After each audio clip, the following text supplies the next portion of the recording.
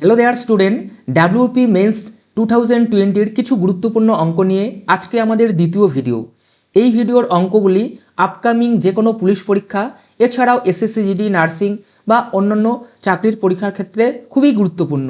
চলো দেখে নেই সেই গুরুত্বপূর্ণ অঙ্কগুলি কি।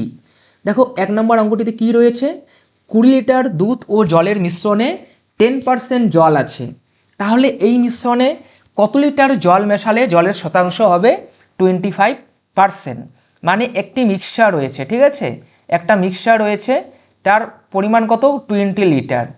এই মিক্সচারটা কিসের কিসের রয়েছে, দুধ ও জল, মানে মিল্ক অ্যান্ড ওয়াটার, ঠিক আছে। এই মিশ্রণে আমাদের প্রথমে মিশ্রণে কি রয়েছে, মিল্ক অ্যান্ড ওয়াটার, সেখানে জলের পরিমাণ কত রয়েছে, জল রয়েছে 10% জল রয়েছে।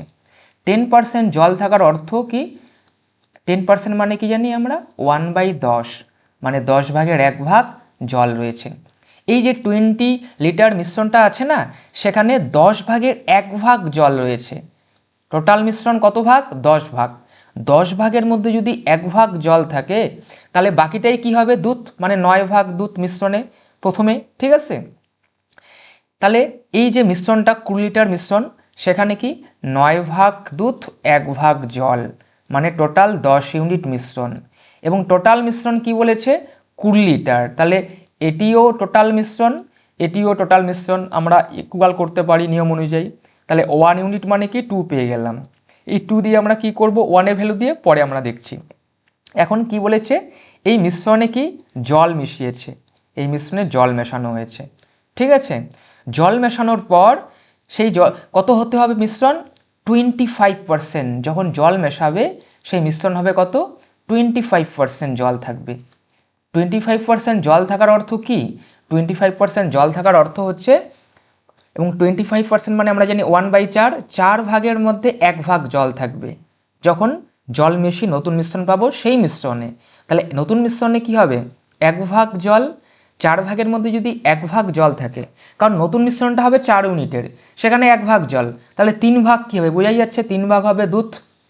মেশানোর পর, এটা কি মেশানোর পর, জল মেশানোর পর, মেশানোর পর বলতে বোঝাচ্ছে আমাদের জল মেশানোর পর, এখানে ডাব্লু লেখা আছে ওয়াটার মেশানোর পর। তাহলে প্রথম ইউনিট কি, প্রথম রেশিওটা কি, দুধ আর জলের 9:1, এবং সেকেন্ড দুধ আর জলের রেশিও কত, 3:1। এখন আমরা নিয়ম অনুযায়ী কী জানি, কোনো মিশ্রণে যেই জিনিসটি মেশানো হবে তার পরিমাণ চেঞ্জ হতে পারে, কিন্তু যেটা মেশানো হবে না সেটা কখনোই চেঞ্জ হবে না। এখানে আমাদের কি মেশানো হয়েছে মিশ্রণে, জল মেশানো হয়েছে, জল, ওয়াটার মেশানো হয়েছে। তাহলে ওয়াটারের পরিমাণ চেঞ্জ হতে পারে, ঠিক আছে, কিন্তু অন্য যেটি মেশানো হবে না সেটি তো চেঞ্জ হবে না। কিন্তু আমরা এখানে কি দেখছি দেখো, প্রথমে 9 ভাগ জল ছিল, 9 ভাগ দুধ ছিল, পরে 3 ভাগ দুধ শো করছে। আর প্রথমে জল ছিল 1 ইউনিট, পরে জল দেখাচ্ছে 1 ইউনিট মেশানোর পর, এটি তো হতে পারে না। জলের পরিমাণ তো চেঞ্জ হবে যেহেতু জল মিশিয়েছে, আর মিল্ক বা দুধ তো মেশায়নি, তাই দুধের পরিমাণ কেন চেঞ্জ হবে, যেহেতু এখানে চেঞ্জ হয়েছে, তাই কখনো যদি চেঞ্জ হয়ে যায় যেটি মেশাবো না সেটাকে সেম রাখতে হবে। সেম বলতে কি বোঝাচ্ছে, প্রথমে 9 ইউনিট ছিল, তাহলে পরেও অবশ্যই 9 ইউনিট থাকবে, কারণ মেশানো হয়নি, তাই এই 3কে আমরা 9 বানাবো। তাহলে এমন সংখ্যা দিয়ে গুণ করব দুটি অনুপাতকে যাতে 9 হয়ে যায়। দেখো তাহলে 3কে 3 দিয়ে গুণ করলেই 9 হয়, তাহলে শুধু একে গুণ করলে হবে না, একেও গুণ করতে হবে, সেকেন্ড রেশিওটাকেও, ঠিক আছে। মানে সেকেন্ড একক, সেকেন্ড যে ইয়েটা রয়েছে 3:1, দ্বিতীয় মানটা, তাকেও 3 দিয়ে গুণ করতে লাগবে। তাহলে কি হলো, 3 3 9 3 অক্ষে 3। তাহলে আমরা কি পেয়ে গেলাম এখানে, যে দেখো দুধের পরিমাণ সেম থেকে গেল, এবং প্রথমে জলের পরিমাণ কত হচ্ছে 1 ইউনিট, এবং পরে জলের পরিমাণ কত শো করছে 3 ইউনিট। কেন পরিবর্তন হলো, স্বভাবতই, কারণ আমরা জল মিশিয়েছি, কারণ প্রথমে জল ছিল 1 ইউনিট, পরে 3 ইউনিট, তাহলে জল কত পরিমাণ বৃদ্ধি পেল, জল বৃদ্ধি পেল, জল কত বৃদ্ধি পেল, 2 ইউনিট। 2 ইউনিট কেন বৃদ্ধি পেল, কারণ আমরা 2 ইউনিট জল মিশিয়েছি। তাহলে এখন আমরা জানি, আমাকে বলেছে এটাই বের করতে বলেছে কত লিটার জল মেশাতে হবে। তাহলে আমরা জানি যেটা বের করতে হয় তার সঙ্গে 1-এর ভ্যালু গুণ করতে হয়। তাহলে আমাদের জল মেশানো হয়েছে কত, 2 ইউনিট, তাহলে 2 এর সঙ্গে আমরা 1-এর ভ্যালু গুণ করলাম, কত, 1-এর ভ্যালু কত, 2, 2 2 গুণ করলে কত হয় 4 হয়, 4 হয়। তাহলে সঠিক উত্তর কোনটি হলো? ডি নাম্বার উত্তরটি সঠিক। তার মানে বোঝাচ্ছে যে এই মিশ্রণে 4 লিটার জল মেশানোর ফলে নতুন মিশ্রণে জলের পরিমাণ হয়েছে কত? 25%। আশা করি বুঝতে পেরেছ। চলো পরের অঙ্কটিতে চলে যাই। দেখো এখানে একটি সিরিজের অঙ্ক রয়েছে, 1 + 1/2 1 + 1/3 হবে, সরি এটা 3 হবে, এটা 4 হবে, এটা 5 হবে, ঠিক আছে। 1 + 1/2 1 + 1/3 1 + 1/4 + 1/5, মানে দেখো একটা লক্ষ্য রাখো 2 3 4 5 এভাবে ইনক্রিজ করেছে, ঠিক আছে। তাহলে এই ধরনের অঙ্কের ক্ষেত্রে, এবং দেখো এই ধরনের অঙ্ক দুভাবে আসতে পারে। এই ধরনের অঙ্ক একটা প্লাস চিহ্ন দিয়ে আসতে পারে, একটা মাইনাস চিহ্ন দিয়ে আসতে পারে। যদি প্লাস চিহ্ন দিয়ে আসে তাহলে মনে রাখবে, ডিরেক্ট বলছি, শর্টলি বলছি আমি, উত্তরটা কি হবে? যদি ডাইরেক্ট প্লাস দিয়ে উত্তর হয় তাহলে উত্তর হবে কি? ভগ্নাংশ উত্তর হবে লব। লব কি হবে? শেষের লব, শেষের লব, শেষের লব। এবং হরের স্থানে কি হবে? প্রথমের হর, প্রথমের হর। মানে কি? মানে শেষ, মানে এটা দেখো, এটা শেষ, শেষের লব কি দেখো, যোগ করো, 88 সাথে 1 গুণ করলে 88 কত হবে? 89 হবে। এবং হর কত? হর কত দেখো, হর কত থাকবে? 2 ওকে 2, এখানে 3/2, এখানে 2 থাকবে। তাহলে এটি হচ্ছে উত্তর। তাহলে এটাকে ভাগ করা যাচ্ছে দেখো, 4 দুগুণে 8, ঠিক আছে, 4 দুগুণে 8, তারপরে আবার 4 দুগুণে 8, তারপরে 5 দুগুণে 10, দশমিক দিয়ে 5 আসবে। তাহলে এটি হলো উত্তর। তাহলে ডি নাম্বারটি হচ্ছে আমাদের সঠিক উত্তর। এখন কেন এটি হলো, মানে যোগ থাকলে কেন আমরা উত্তরের ক্ষেত্রে শেষের লব লিখব, শেষের লব লিখব, এবং হরের স্থানে কেন হবে প্রথমের হর, তার কারণটি একটু দেখে নাও। দেখো আমরা দেখো সবগুলো যোগ রয়েছে, আমরা ডিরেক্ট যোগ করে দিব। কত হবে দেখো, যোগ করলে দেখো 2 কে 2 3/2 হবে ফার্স্ট এক, পরেরটা কি হবে 3 কে 3 3 আর একে 4/3 হবে। হ্যাঁ, পরে কি হচ্ছে দেখো 4 কে 4 5/4 হচ্ছে। পরে কি হবে 5 কে 5 5 এটাকে 6 6/5 হচ্ছে। দেখো সব এভাবে কেটে যাচ্ছে, দেখো সব কেটে যাচ্ছে, সব কেটে যাচ্ছে, সরি ডট ডট দিয়ে কী হবে দেখো, যোগ করো 88, 89/88 হচ্ছে নিচে।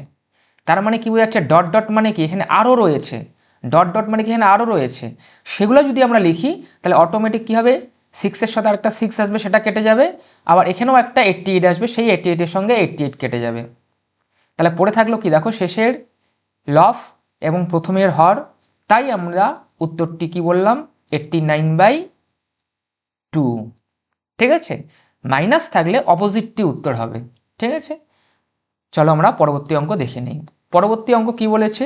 দুটি বৃত্তের ব্যাসার্ধের পার্থক্য 7 সেমি এবং ক্ষেত্রফলের পার্থক্য 1078 বর্গ সেমি হলে ছোট বৃত্তটির ব্যাসার্ধ কত? মানে কি বলেছে, দুটি বৃত্ত রয়েছে, এরকম দুটি বৃত্ত রয়েছে, এই একটা বৃত্ত, পরে আরেকটি বৃত্ত রয়েছে। মানে মনে করো এই বৃত্তটির ব্যাসার্ধ বড় বৃত্ত, এটা R1, এটা ছোট বৃত্ত, ব্যাসার্ধ R2। তাহলে দেখো প্রথম বৃত্তের ব্যাসার্ধ R1, পরের R2, এটি বড়, আমরা মনে করলাম যে R1 বড়, R2 ছোট, আমরা বড় থেকে ছোট বিয়োগ করতে হয়। এবং প্রশ্নানুসারে কি বলছে, ব্যাসার্ধের পার্থক্য, তাহলে আমরা লিখতেই পারি R1 - R2 = 7 আমরা লিখতে পারি প্রশ্নানুসারে। এবং দেখো কি, দেখো একটা বৃত্ত থাকলে তার কি পাই আমরা, পরে আবার কি বলেছে, ক্ষেত্রফলের পার্থক্য। তাহলে দেখো স্বভাবতই প্রথম বৃত্তের ক্ষেত্রফল কি হবে, πr1² এবং পরবর্তী বৃত্তের ক্ষেত্রফল কি হবে, πr2², কারণ আমরা বৃত্তের ক্ষেত্রফল জানি πr²।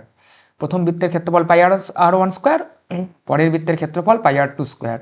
প্রশ্নানুসারে কি তাদের পার্থক্য দেওয়া রয়েছে, তাহলে পার্থক্য লিখব কি, πr1² - πr2²।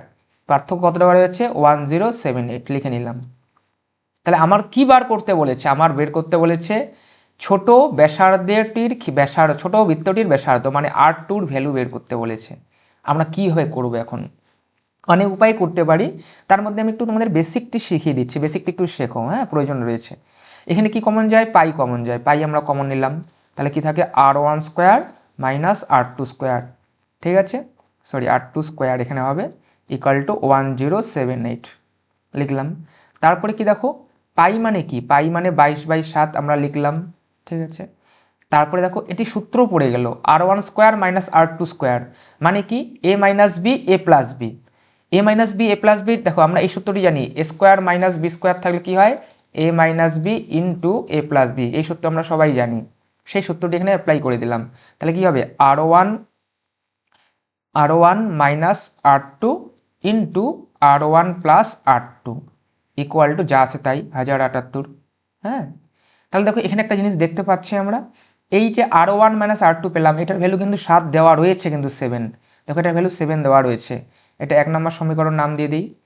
তাহলে এখানে আমরা 7 বসিয়ে দিচ্ছি, তাহলে 22/7 ইন্টু এখানে আমরা 7 লিখে দিলাম, এই ভ্যালুটি বসিয়ে দিলাম। তারপরে কি রয়েছে দেখো, r1 প্লাস r2 এটা লিখলাম ইকুয়াল টু 1078, যা রয়েছে তাই। এখন দেখো 7 আমাদের কেটে গেল, কেটে দিলাম। তাহলে কি রয়েছে, এই 20, আমরা জানি লেফট অ্যান্ড রাইট গুণ আকারে থাকলে লেফট রাইট কাটাকাটি যায়। 7 কেটে গেল, এই 22 দিয়ে আমরা এটা কেটে ফেলি, ঠিক আছে।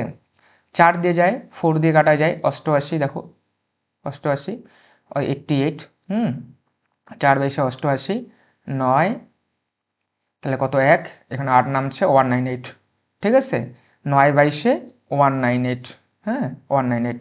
তাহলে আমরা কি পেলাম এখানে দেখো, কাটাকাটি করার পর এখানে একটা ভ্যালু পেলাম যে r1 plus r2 equal to কত পেয়েছি আমরা, 49 পেলাম।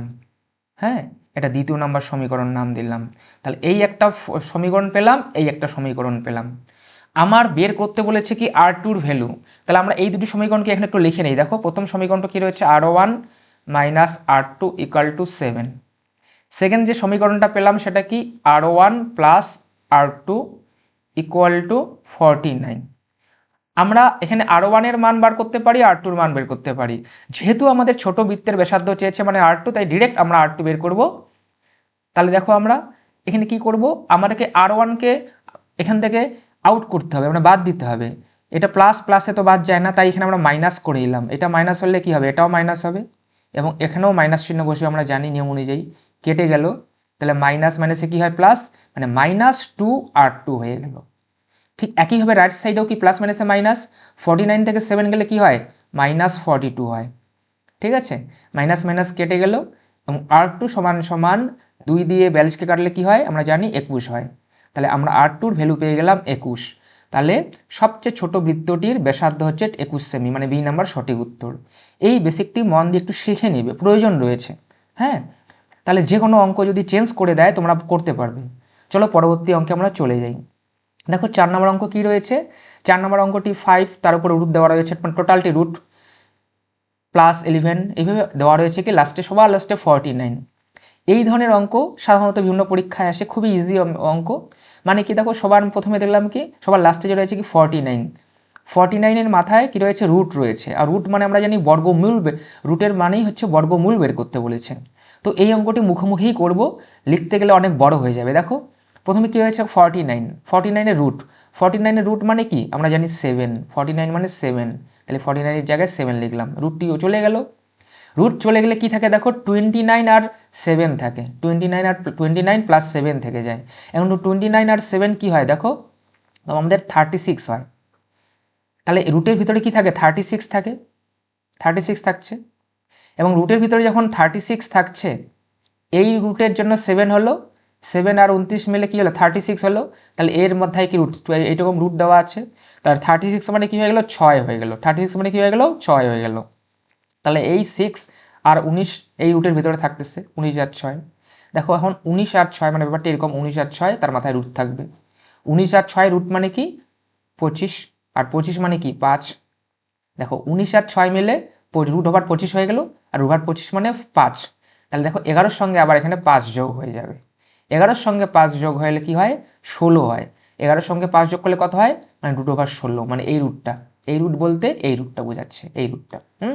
তাহলে 16 মানে কি 4, সরি হ্যাঁ 4, 16 মানে 4, 16-র বর্গমূল কত 4, মানে এই 4 গিয়ে কি হবে 5-এর সাথে যোগ হবে, 5-এর সঙ্গে 5 4 কত হয়, রুট ওভার 9 হবে, মানে এই রুটটা।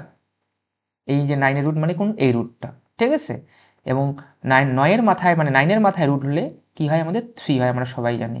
তাহলে সঠিক উত্তরটি এ নাম্বার অঙ্ক, সরি এ নাম্বার উত্তরটি সঠিক। এইভাবে আমরা যোগ করতে করতে এগিয়ে যাব। হ্যাঁ, এই অঙ্কটির এটি হচ্ছে নিয়ম।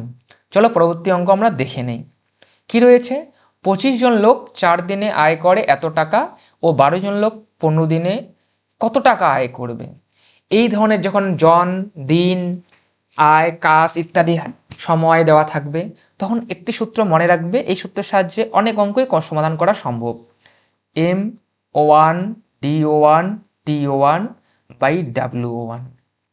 ঠিক আছে, তাহলে আরেকটি কি M2 D2 T2 by W2। এখানে এই সূত্রটা যখন man power, day, time, work বা এরকম টাকা পয়সা দেওয়া থাকবে, তখন আমরা এই সূত্রটা অ্যাপ্লাই করতে পারি। তাহলে এখানে কি দেওয়া রয়েছে, ম্যান পাওয়ার দেওয়া রয়েছে, এই যে ম্যান পাওয়ার দেওয়া রয়েছে, ডি মানে এই ডি দেওয়া রয়েছে। এখন বলবে যে ডাব্লু মানে কি, ডাব্লু মানে এখানে বোঝাচ্ছে ওয়ার্ক, কাজ, কিন্তু এখানে কাজ তো দেওয়া নেই, এখানে টাকা দেওয়া রয়েছে। তাহলে একটা কথা আমরা সবাই জানি, আমি যেই অনুপাতে কাজ করব সেই অনুপাতেই তো টাকা পাবো। আমি যদি কোথাও কাজ করতে যাই বা কোনো কাজ করি, ঠিক আছে, শ্রমিক হিসাবে বা যে কোনো কিছু হিসাবে, আমি যেই হিসাবে কাজ করব সেই হিসাবে আমার টাকাটা পাবো। তাহলে এখানে এই ডাব্লু বলতেই আমরা এখানে কি বুঝবো, টাকা বুঝবো, এই টাকাটা। তাহলে আমরা দেখো সূত্রে ভ্যালুগুলি পুট করে দিই। ম্যান পাওয়ার কত, প্রথমেই 25 লিখে দিলাম ফার্স্টে ম্যান পাওয়ার। 25 জন লোক, কয় দিন, 4 দিনে। টি ফর টাইম, টাইম দেওয়া নেই তো নেই, থাকলে লিখবো, নাহলে নেই, কোনো ব্যাপার না। বাই কি, কত, 810 টাকা। যেই অনুযায়ী কাজ করেছে সেই অনুযায়ীও টাকা পাচ্ছে, কত, 810 টাকা পাচ্ছে। পরবর্তী ক্ষেত্রে কন্ডিশনে কি বলেছে, 12 জন, তাহলে M2-র জায়গায় আমরা 12 লিখলাম, ইন্টু D2-র জায়গায় কয় দিন বলছে, 15 দিন। টাইম এখানে দেওয়া নেই, লিখি নেই। তাহলে কয় টাকা পাবে, ঠিক আছে, কয় টাকা পাবে এটা বের করতে বলেছে। তাহলে দেখো আমরা এই যে এখানকার W2টা যদি বের করতে পারি, সেটাই মনে করো অর্থ, তাহলে আমরা উত্তরটি পেয়ে যাব। জাস্ট এখানে আমরা ক্যালকুলেশন করব। এই ক্যালকুলেশনটা আমরা অনেকভাবে করতে পারি, যার যেভাবে ইচ্ছা। তো যারা জানি তারা যেভাবে ইচ্ছা করতে পারো। দেখো এখানে আমরা একটা কাজ করতে পারি, এই ধরনের ক্যালকুলেশন। লেফট অ্যান্ড রাইট উপর কাটা যায়, মনে রাখবে। যারা জানো না, উপরে লেফট অ্যান্ড রাইট কাটাকাটি যায়, এবং এই উপর সেম সাইডে উপর নিচ কাটাকাটি যাবে, কিন্তু এই কোণাকোণি কখনোই কাটাকাটি যাবে না। দেখো চলো আমরা করি। দেখো এই 4কে দিয়ে আমরা 3কে কাটাকাটি করতে পারি, 3 ছাড়া 12। ঠিক একইভাবে আমরা এখানে করলাম, 5 দিয়ে কাটাকাটি করবো, 5 দিয়ে এখানে 3 5 15, 5 5 কি হয়ে গেল, 25 হয়ে গেল, কেটে দিলাম। এই উপর নিচ তো কাটাকাটি যাবে না, নিচে কিছু নেই। এই 5-এর সঙ্গে এটা কাটাকাটি যায় নাকি আমরা দেখি। হ্যাঁ, তাহলে 5-এর সঙ্গে কাটাকাটি করি। দেখো 5 অক্ষে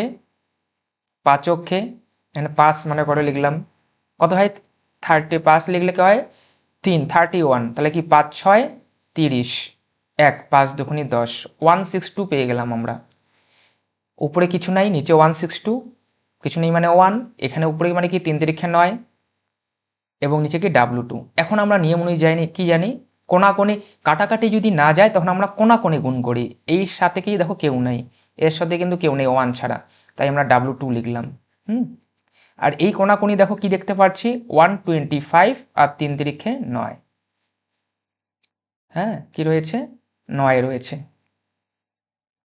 কোণাকোণি গুণ করলাম, 3 3 কি রয়েছে, 9 রয়েছে।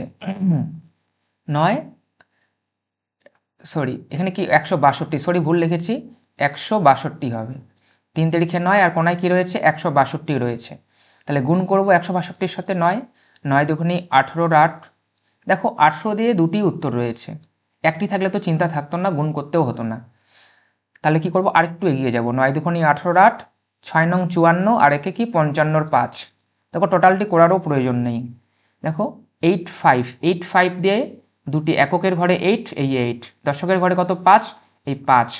কোন উত্তরটি রয়েছে, সি নাম্বার উত্তর। তাহলে নিশ্চিত 100% সি নাম্বার উত্তরটি সঠিক হবে। আশা করি বুঝতে পেরেছো। এরপরে তৃতীয় ভিডিও নিয়ে আমাদের পরের দিন আবার দেখা হবে। তোমাদের সবাইকে ধন্যবাদ, অনেক অনেক